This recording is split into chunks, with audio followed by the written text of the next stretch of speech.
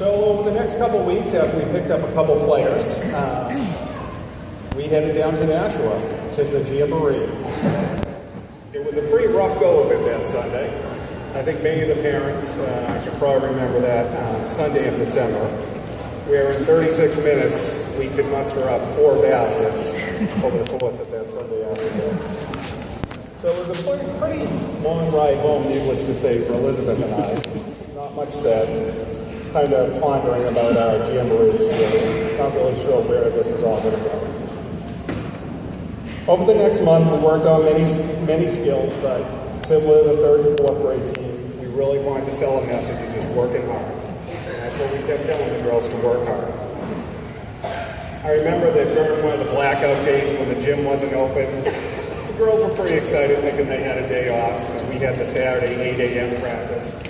But no, we decided to practice on the outdoor court in December after mustering those 4 baskets. So all of them showed up in their sweatshirts, t-shirts on that 50-degree Saturday morning in December, and away we went on our journey.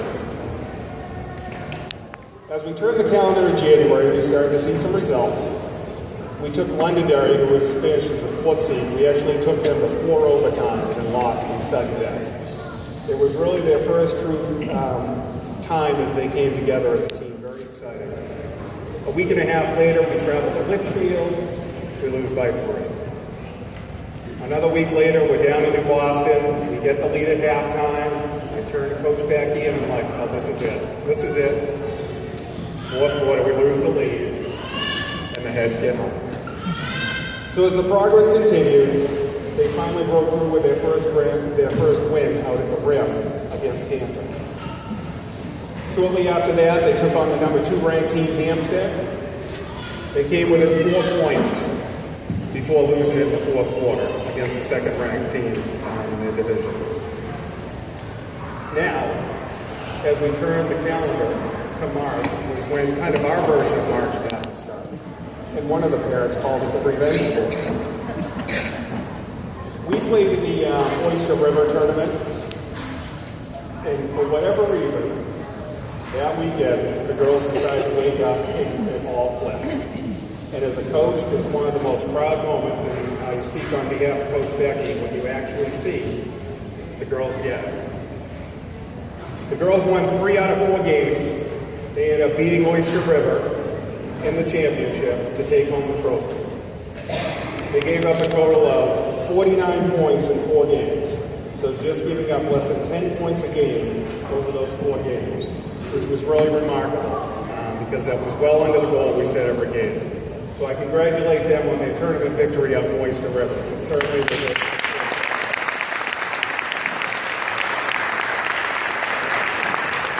So 2 days later, we come back and we enter right back into the league playoffs, and we go up against New Boston, who had taken us out twice pretty handily. And needless to say, after that game, they were pretty shocked when we held them to 16 points and walked away with the victory. Next came up, moved on to Litchfield, who was unbeaten in the tournament. They beat us 3 times during the year. And once you know it, I thought the run was starting to come to an end. We get to the 4th quarter, we're behind. Coach Becky and I called the proverbial timeout. We talked to the girls, let's make one last run, thinking it might be over. And then over the course of those last 4 minutes, in the 4 minutes of overtime, they outscored Litchfield 16-8 in advance of the championship. After a hard-fought battle, we went back to New Boston, fell 4 points short in the championship game. And I think probably the more defining moment, I guess, as a coach after that game, I had 5 people come up to me after that Sunday morning game when we lost to New Boston. I had the New Boston coach that came up to me and spoke to me about how much improved he's seen these girls play over the season. The 2 referees who we actually had a couple times throughout the course of the season pulled me aside as we were walking off the court to talk about the improvement of this girls' team right here. We had the Hampstead coach. They had taken us out by 20 earlier this year. We had almost come back on him the second time. He was playing in the second game. His girls were warming up. After the referees, he found me out in the hallway and said, I just wanted to say that is so remarkable how much improvement those girls have shown. And then I think when it couldn't get any better, the Hudson coach, Laurie Bowen, during our final post-game meeting after that championship loss, she asked for a few minutes to speak to the girls. And some of you know Laurie, but she's the one that her and her husband coordinate a lot of the leagues and divisions and so forth, put the scores, coordinate all the playoffs and so forth.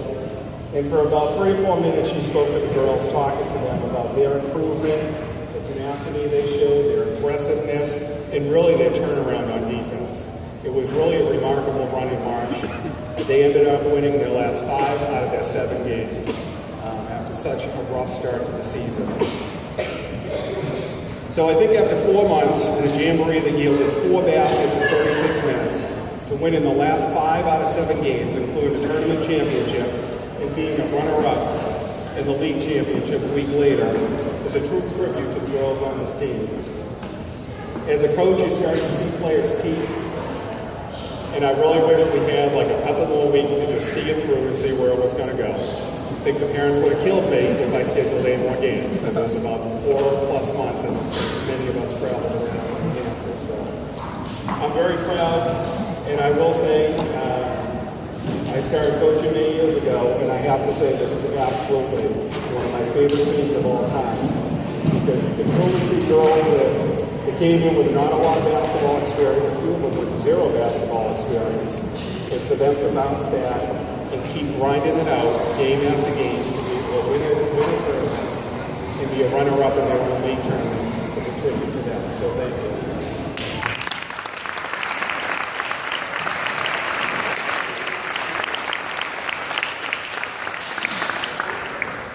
So I just wanted to take a moment to thank the families. First of all, they followed us around. Like I said, we had the 8 a.m. Saturday morning practices, so there was no sleeping in on the weekends. We traveled as far to the coast as Hampton. We've been down to Hollis and Boston and many towns in between. And it's been pretty long 4+ months. So I thank you, because every single one of those girls, the majority of them were at every practice. And when the season, that's the toughest time, I think, to go to practice. It's when the season isn't going like you think it's going. And a tribute to them and their families for sticking with it and trusting the coaches to guide these girls. So thank you.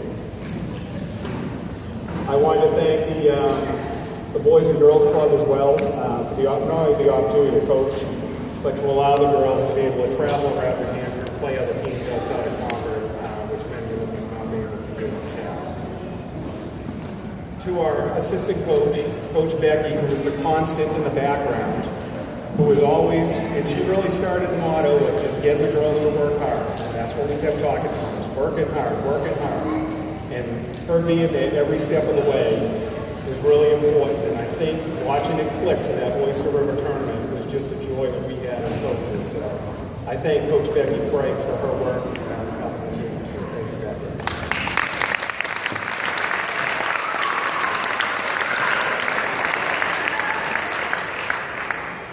So with that being said, I would like to introduce you to these 5th and 6th grade girls.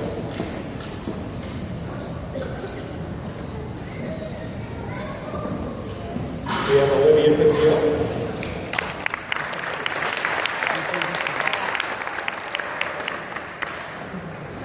Paige Cutting.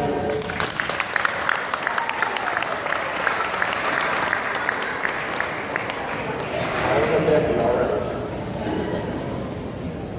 Grace Ferguson.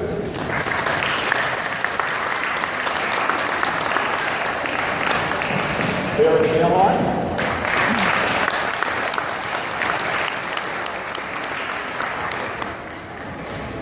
Marissa Green.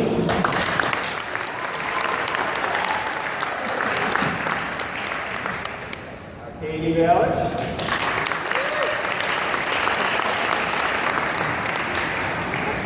Eliza Carnigan.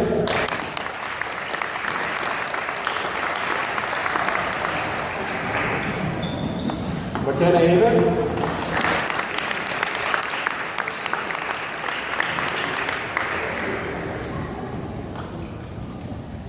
Kennedy Ramos.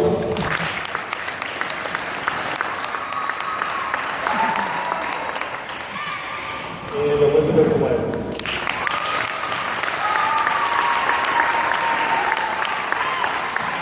Congratulations, girls, and thank you for the opportunity to coach this season.